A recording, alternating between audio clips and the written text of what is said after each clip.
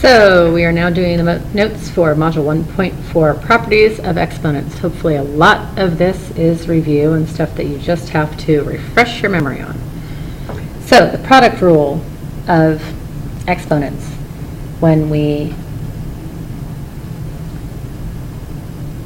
multiply in the same base, we just add the exponents. We get 3 to the 9th. Okay? When we're dividing the same base, we have 3 to the 7th over 3 to the 2nd. We would subtract those exponents, get 3 to the 5th. Okay? Power rule is when you raise a power to a power, you multiply those exponents. Okay? When you raise a product to a power, anything that is inside those parentheses must be raised to that power. So if you have 3n squared, you would get 9n squared because everything in that parentheses would be raised. Same thing with a quotient. If you have 4 over n to the 3rd, you get 64 over n squared.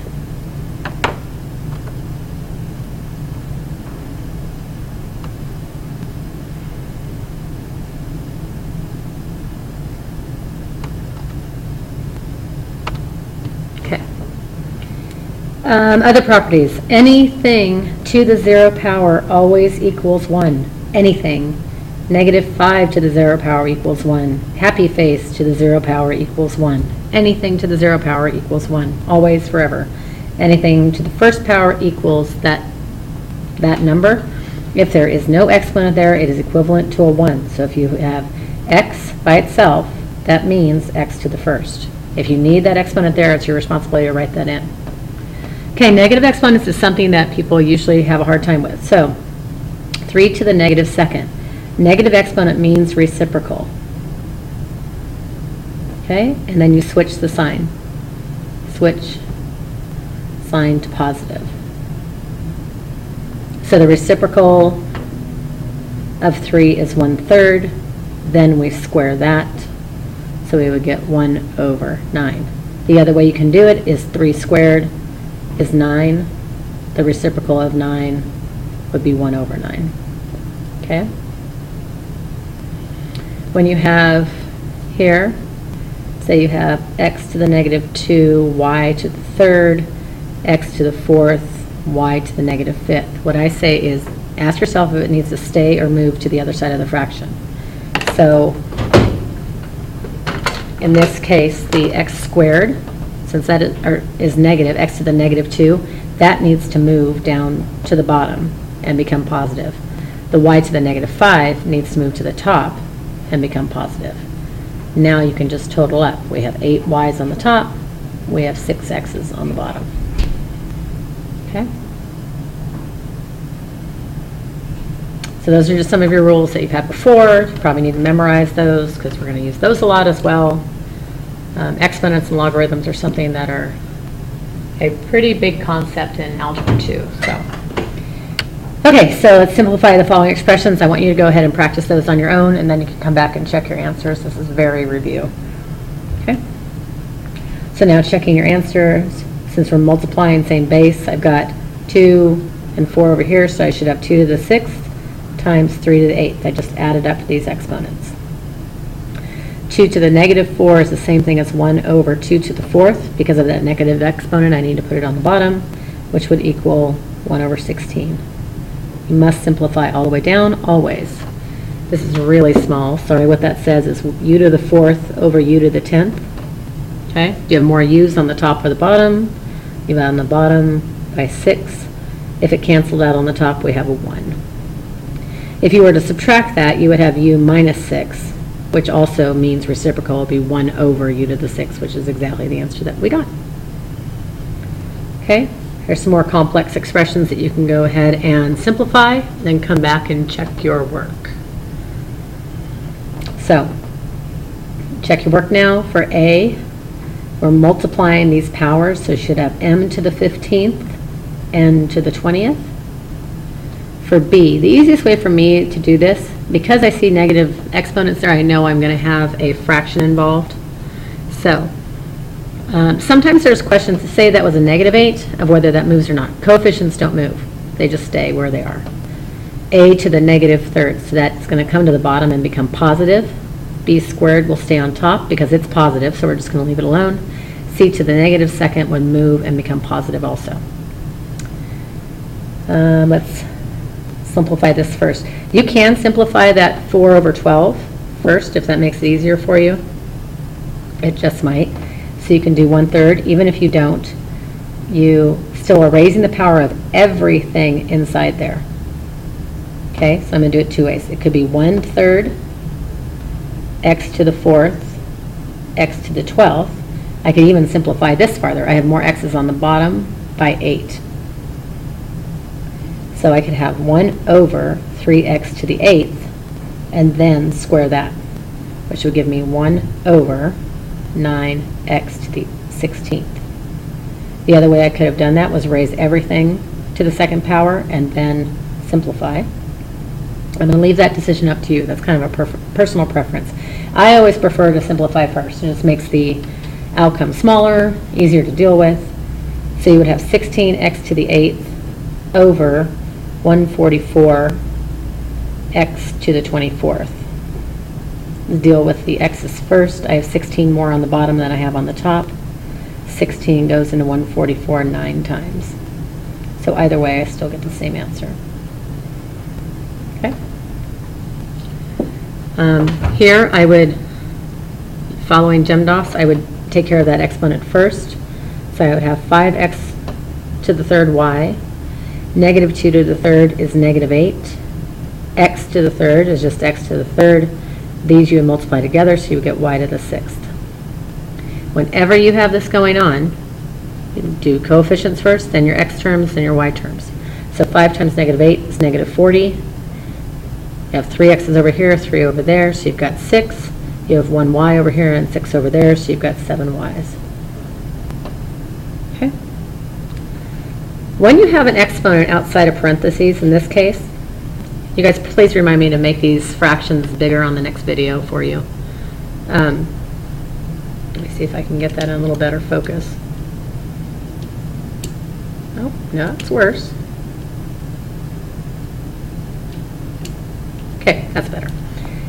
Since that means reciprocal, I would go ahead and flip it right to begin with, before I even started simplifying. And now that would all be raised to the 2nd power. I took this entire fraction, flipped it over. Now I would simplify if I could. I've got more x's on the top by 3. I have more y's on the bottom by 3. So now I have 3x to the 3rd over 2y to the 3rd, and now I need to square that. Okay, so if I'm squaring everything inside, I would get 9x to the 6th over y to the 6th. 9x to the 6th over 4y to the 6th. Okay?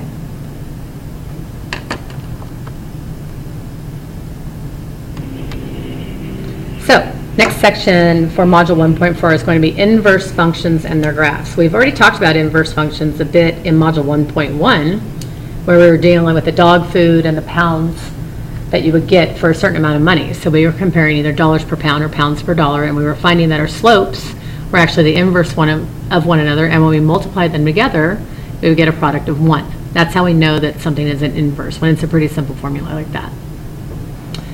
So, and again, remember, these are the problems that you should be doing that go along with this. So, okay, so your objective in this section is that you're going to be able to find the inverse of a function and graph them both on the same coordinate plane. Once you have a graph, remember we had some where we had coordinate pairs. It was pretty easy. So, find the graph and function. Find and graph the function f of x equals 2x minus 3 with 3 separate ordered pairs. So, let's go ahead and, for ease of calculation, let's just make a table of values for that. And I'm going to plug in, let's see, what should we do? Let's plug in 0, 1, and 2 for x. So 2 times 0 is 0, minus 3 is negative 3. That's our y-intercept. 2 times 1 is negative 3. Oh, excuse me. 2 times 1 is 2. Thank you. Minus 3 is negative 1. So 1, negative 1 would be another point. 2 times 2 is 4. Minus 3 is 1. So for each of the steps, our slope is 1. We're going up 2 over 1, up 2 over 1.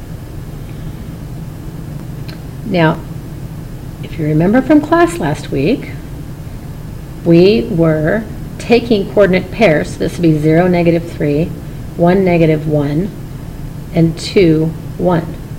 If I wanted to find the coordinate pairs for my f to the negative 1 of x, my inverse, how would I do that? Think to yourself how you would do that.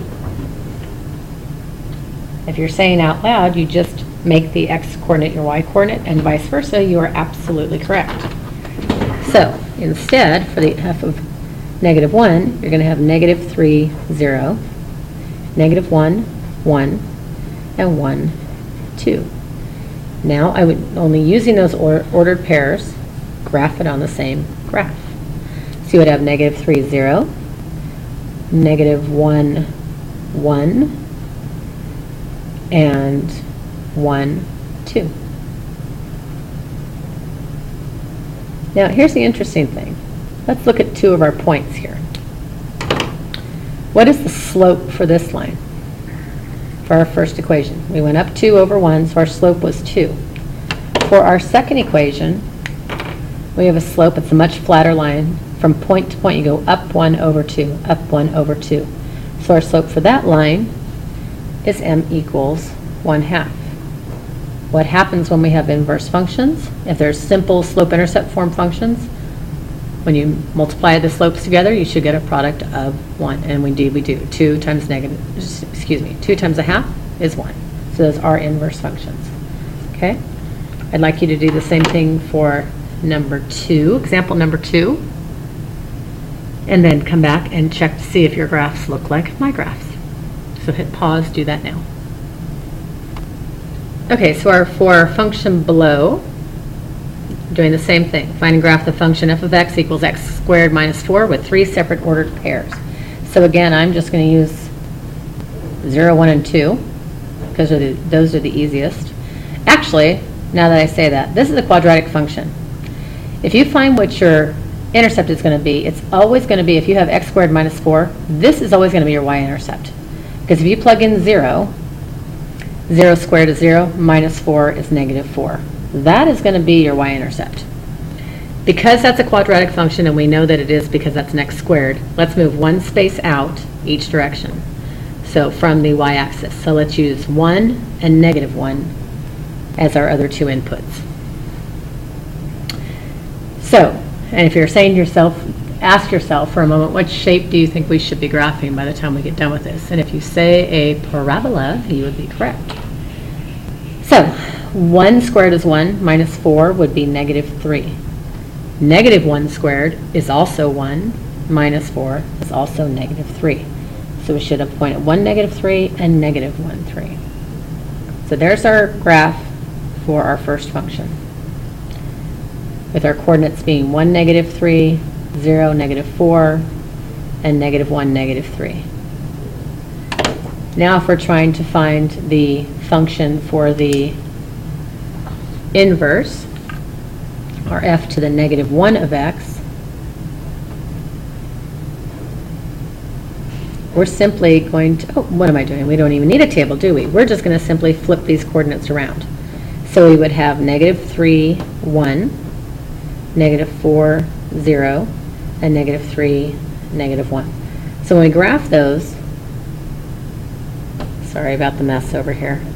Let's see what that does for us, okay? So we get negative 3, 1, negative 4, 0, and negative 3, negative 1. Well, look what happened. I still have a parabola shape, but he fell over and he's laying on his side. Now, an interesting question would be, is that purple parabola a function? Remember your vertical line test? If you can touch 2 points at the same time, it is not a function.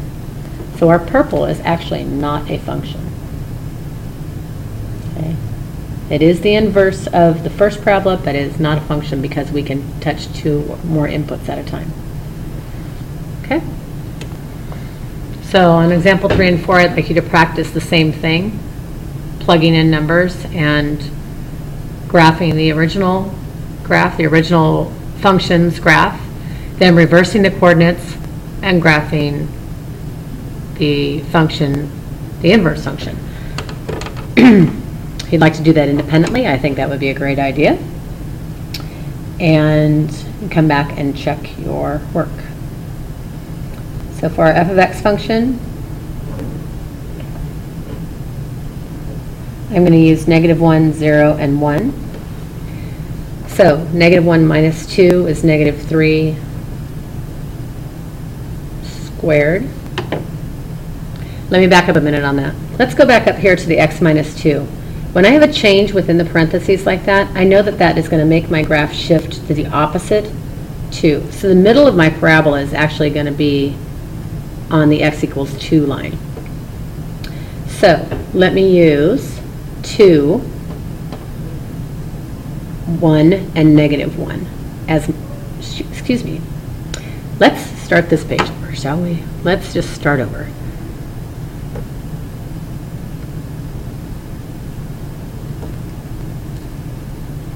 I'm going to put my function over here. Sorry, even teachers have their day, you know. So f of x, let's try again. This graph is going to shift to the right 2. So I'm going to make the middle input the 2. 1 directly to the left of that is 1. 1 directly to the right is 3. Let's try again. 2 minus 2 is 0. Squared would also be 0. 1 minus 2 is -1. Squared would be 1. 3 minus 2 is 1. Squared would be 1. There are my coordinates. So we would have 1, 1, 2, 0, and 3, 1. I am so sorry for all of that confusion. Okay, now we're good. Now let's graph. Let's take our coordinates that we had, which were 1, 1, 2, 0, and 3, 1.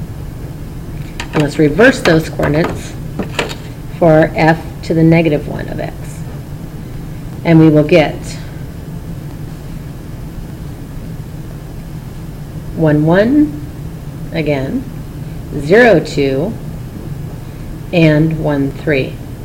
You think you can predict what might be happening on this graph? Think about the previous problem and if you see any similarities there and what might happen. When we graph that, we have 0, 2, 1, 1, and 1, 3. So again, there's the inverse function, flips over on its side. Okay, go ahead and try number 4 and then come back. And hopefully I will have gotten my act together by the time you come back.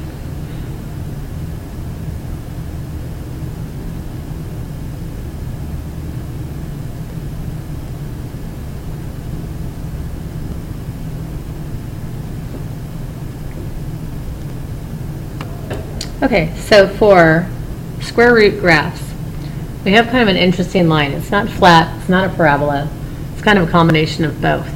But again, underneath the square root, when that is subtracting 4, it's going to shift my entire mother graph to the right 4. It's the opposite of itself and 4. So I'm going to use my middle, my first number as a 4. So for the f of x, I'm going to use 4, 5, and 8. And you're going to see why in a second. So 4 minus 4 is 0. Square root of 0 is 0. 5 minus 1 is 4. Square root of 5 minus 4 is 1. Square root of 1 is 1. Plugging in 8. 8 minus 4 is 4. Square root of 4 is 2. So now I've got 3 points, and I'm good with that. So 4, 0, 5, 1, and 8, 2. I know it's kind of a line that goes like that. That's a square root function. They're just kind of a half bendy line like that. So now for my f to the -1 of x, let's just flip those coordinates around. So I should get 0, 4, 1, 5, and 2, 8. Graphing that out, I would get 0, 4, 1, 5, and 2, 8. It really just rotated it over to the other axis, from originating at the x-axis to originating from the y-axis. Okay, those are your notes for Module 1.4. Look forward to seeing you in Module 1.5.